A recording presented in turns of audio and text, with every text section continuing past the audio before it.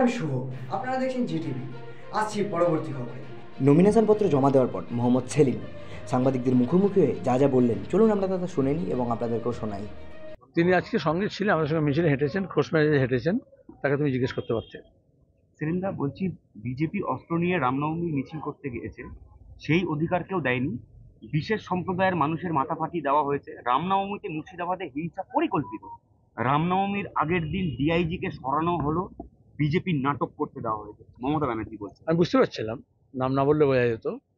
গত বছর যখন রিষড়ায় এবং হাওড়ায় হয়েছিল, তখন উনি বলেছিলেন রেড রোডে দাঁড়িয়ে নাটক করছিলেন।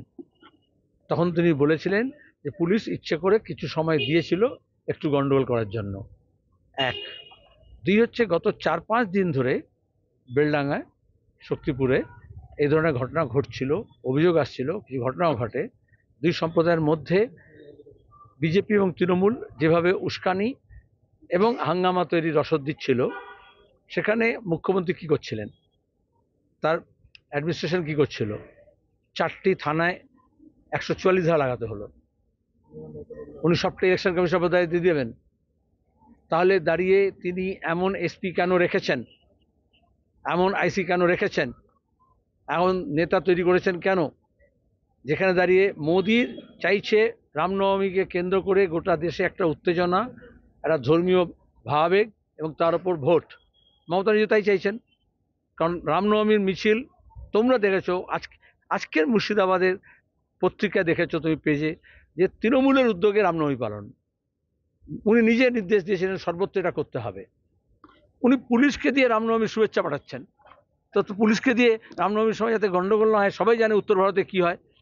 1978 সালে এপ্রিল মাসে প্রথম স্বাধীনতার পরে বড় দাঙ্গা হয় জামশেদপুরে রামনবমীর মিছিল। তখন মিছিল বলা হতো না, তখন ঝান্ডা আরোহণ বলা হতো, রামনবমী ঝান্ডা আরোহণে।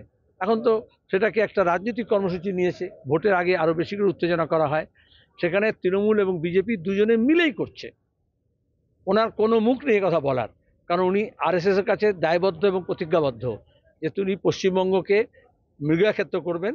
কিন্তু আমরা কংগ্রেস এবং বামপন্থীরা আমরা এককাট্টা হয়েছি, এখানে রুটি রুজি লড়াই হবে, হকের লড়াই হবে। এখানে এসব করলেও কেউ পার পাবে না, কোনো উত্তেজনা ছড়ানো হবে না, কোনো গুজবে মানুষ বিশ্বাস করবেন না। আপনারা এতক্ষণ দেখছিলেন জিটিভি, দ্রুত করতে সবার সাথে। জিটিভির আরো নতুন নতুন খবরের আপডেট পেতে এক্ষুনি লগ ইন করুন www.gtvlivenews.com।